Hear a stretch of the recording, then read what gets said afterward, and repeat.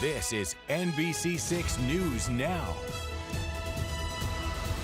Hi, South Florida. Thanks for watching NBC6 News Now. I'm Constance Jones. We begin this morning at Miami International Airport, where traffic is back open at the departure level of the airport after a car fire. In fact, video captured fire crews there working to put out the fire. No injuries were reported. And how this car caught on fire, well, that remains under investigation. Once we learn more information, we'll be sure to update you on air and online. Now to a deadly shooting investigation happening in North Lauderdale. 2 people were shot in the area of Kimberly Boulevard and North Lauderdale Avenue. NBC6's Brianna Nesbral, she joins us live from where it all happened. And Brianna, what can you tell us this morning? Well, Constance, as you mentioned, 2 people were shot. 1 person actually died here on scene. The other was taken to the hospital. No word yet on their condition. But as you mentioned, it happened in this shopping plaza. This is actually home to nearly 12 businesses. I actually want to step out of the frame because you can see a tow truck just arrived here minutes ago. They seem to be focusing on that car right there, that gray car in the distance. 2 BSO deputies here. We're just speaking with that tow truck driver. So we're working to find out how that car and if that car was involved. I actually want to show you video taken last night. It shows several investigators in the shopping plaza in the area of North Lauderdale Avenue and Southwest 9th Street. The parking lot was blocked off with crime scene tape for hours as detectives investigated. The medical examiner also here on scene. And the Broward Sheriff's Office first received a call of shots fired just after 7 last night. When paramedics and deputies arrived, they found a man who appeared to be shot, and they pronounced him dead here on the scene. Shortly after, a second shooting victim was found. That person was rushed to a nearby hospital. Now, the circumstances surrounding the shooting are still unclear at this point. It's all still under investigation. Again, we are working to get more details for you. We have reached out to BSO to get that, as well as now we're going to find out how this car is possibly involved in the shooting investigation. Live this morning in North Lauderdale, I'm Brianna Nesbral, NBC6 News. Brianna. He killed her. He killed her, and to make matters worse, he didn't even have the guts and killed himself. Yeah, only on 6, a woman speaks out about her sister being killed in a murder-suicide at the hands of her ex-husband. The woman had just celebrated her 32nd birthday. NBC6's Julia Bagg has more about the victim's sister and what she's revealing. The victim's family tells us the separated couple had a violent history, but no one expected it would end like this. My sister was a very cheerful, very hardworking girl. She was 100% dedicated to her work. We came here because she had the dream of every migrant, of building her house and one day returning to her country. The dream of returning to Nicaragua cut short for Indiana Guzman. Police say her ex-husband shot and killed her. Her sister Maria spoke exclusively with NBC6, but was too emotional to show her face on camera. I just came here with her 2 years ago, and I brought her alive, and now I have to take her dead. Miami police say someone reported shots fired at the El Toro insurance office in Little Havana around 8 o'clock yesterday morning. When they showed up, they say they found 23-year-old Indiana Guzman and her ex-husband, Reynaldo Sandoval, both shot to death. This morning at 8 a.m., I spoke to her on the phone, and she told me, I'm getting out of the Uber, I'm almost at work. She was going to call me at noon, but she didn't call, and sadly, I found out from someone else. Maria said the two used to work together before splitting up and had a history of problems. Sandoval allegedly beat and harassed Indiana Guzman even after she moved out and after 2 restraining orders were issued. Nearly 2 weeks ago, police arrested Sandoval for stalking and domestic violence and violating the protective order. She made the wrong decision, and sadly, he killed her. He killed her, and to make matters worse, he didn't even have the guts and killed himself. He killed himself and left a whole family behind. The El Toro company issued a statement calling the shooting reprehensible and regrettable, describing Indiana Guzman as a hardworking woman and offering their condolences to her loved ones. I'm Julia Bagg, NBC6 News. Well, the search continues for a man who police say shot his mother-in-law inside of her own home in Miami Gardens. Investigators releasing this picture, new picture of an F-150 pickup truck. They're hoping it'll help track down that shooter. Police say officials and officers got a call from an elderly woman who was shot on Northwest 203rd Terrace and Northwest 44th Avenue. NBC6 spoke to a neighbor who says the victim was lying in the street. She somehow came out. They found her in the street. There was a guy that was passing by at the time. Right. So he rendered the first aid, and he's the one who called 911. He said she was talking, that he was, all the questions, all the questions that he was asking, she was responding to. Investigators describe what happened as a domestic incident and say neighbors are not in danger. No word yet on what led to the shooting. Anyone with information should contact Miami Gardens police. Now to a live look at the nation's capital, where the Trump administration is making it clear it has no plans to bring back a Maryland man who was deported to his home country of El Salvador despite a court order.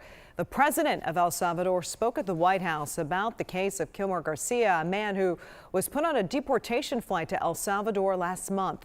Now, 2 weeks later, ICE said that he shouldn't have been on that flight, calling it an administrative error. The Supreme Court has ruled that the Trump administration must facilitate his return. Attorney General Pam Bondi said it's up to El Salvador to decide what to do with the man, but the president of El Salvador said that he's not coming back. How can I return him to the United States? Like, I smuggle him into the United States, or what do I do? Of course, I'm not going to do it. Well, Bondi also said that the man was determined to be a member of the MS-13 gang, although it doesn't appear that the Trump administration has provided that evidence. A Democratic senator from Maryland says if the man is not returned to the U.S. by midweek, he plans on traveling to El Salvador to check on his condition and discuss his release. Well, today, the United Faculty, a Florida chapter at FIU, they are expected to protest over campus police partnering with ICE.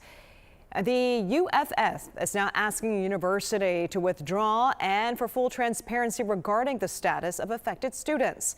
In response to the backlash, FIU sent a statement saying that FIU's police department has signed a cooperative agreement with U.S. Immigration and Customs Enforcement in compliance with Governor Ron DeSantis' directive to law enforcement agencies. NBC6's Ari Otzer, he's going to be at the protest and will be live starting at noon for us today. Well, yes, today, of course, is tax day, but if you forgot to file, don't worry, you still have time in the state of Florida. That's thanks to an automatic extension that's been issued by the IRS. The extension is because Florida is one of many states affected by FEMA disaster declarations issued last year for a number of storms and flooding that we saw.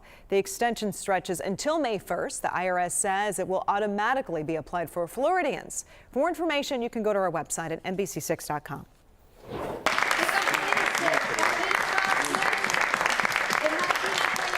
And the excitement is already building for the 2026 Olympic Games after organizers for the Milan Cortina Olympics unveiled the Olympic torches. The games are going to take place from February 6th until the 22nd. Paralympic Games will take place in March.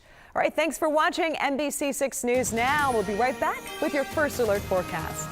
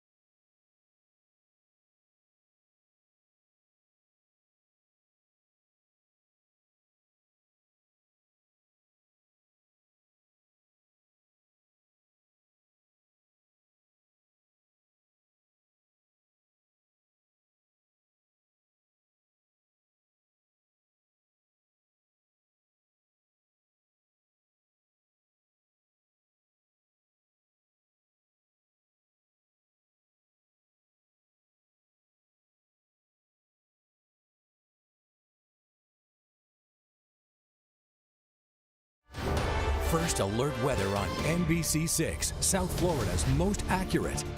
Here's meteorologist Adam Berg. So I don't know if you noticed, a little cooler this morning, and basically just because the winds were dead calm, and that'll do it. We had a little bit of a southeast and east breeze yesterday morning, and it brings in some of that warmth from the Atlantic. When the winds are calm like this, yeah, you can get down there a little bit. So mid-60s, 64 is really from Pompano Beach all the way down to Homestead. Low to mid-70s down through the Keys. Kendall actually made it all the way down to 60 this morning. Basically mid-60s outside of Kendall, overachieving at 60. So it's high pressure and firm control, and that's what's giving us the light winds and the clear skies, and that's why, again, it was cool this morning. And then the opposite is true in the afternoon. Generally, with light winds under high pressure, you can get pretty warm. We are looking at warmer afternoons this afternoon and tomorrow afternoon versus where we've been over the last couple of days. And then this front right here will arrive late Wednesday and then just bring those temps down just a touch for Thursday and into Friday. Now, we're not going to see much rain with this front, so just a slight cool down, not much rain because, look, it's just a really thin strip of yellow along that front. You can see on Moisture Tracker, it's not dry, it's not humid, it's kind of right in the middle. So just not a lot of moisture and instability with this front to get much going. And then as that front slides through, it will be slightly cooler behind it as we go end of the week here. Let's get you set up across the nation. And 66, a little below average for us here in South Florida, but one of the warmer spots in the nation still. Pretty warm up towards D.C. as well. All right, let's talk systems out here. We have one system working across the Northeast today, so these pleasant 60s will turn a little cooler tomorrow into the 50s. Most of the nation really calm on Wednesday.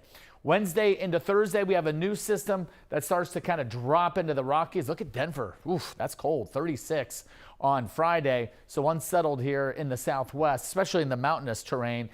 Most of the rest of the country really warming up. Look at that, 79 D.C., 83 Memphis. You notice we get a little cooler as the front works through for us. So let's go ahead and take you through it. I'll call this a mini roller coaster here. Looking at 84 today for us in Miami. Look at Tallahassee, 85 degrees. So temperatures really uniform all across the state of Florida. This front doesn't have a whole lot of bite with it here. It really doesn't. It slides south here into Wednesday. It drops Tallahassee to maybe, let's say, 78 or so as we go on Wednesday. 78 in Jacksonville. Still pretty warm behind this front, even into Fort Myers. And we're warm on Wednesday because that front just arrived so late in the day that we still have a good chance to warm up here. And then that front continues to work through. Remember, typical high about 84. We're going to drop down to about 81. And we might notice that breeze picking up yet again. So when I say temperature roller coaster, a very tranquil roller coaster, right? A little bit up, a little bit down. Morning temperatures are going to stay about the same all the way through the forecast here. So I think you're going to like it. Here's your 7 day. So 84 today, which is spot on average for this time of the year. 85 into Wednesday. Again, that front arrives late in the day. And then that front drops us about 4 degrees. So officially a little below average as we go Thursday into Friday. Notice how these rain chances are 0% all the way through. Again, that front just doesn't have enough support, instability to really lift the atmosphere and get things going. Plus, we just never really get humid enough. And then a slow warming trend as we go into the weekend and into early next week. Look, we're actually in a pretty severe drought, so it would be nice if we could get a little rain. As you can see here, 0% all the way through. Sun worshipers are going to love this forecast.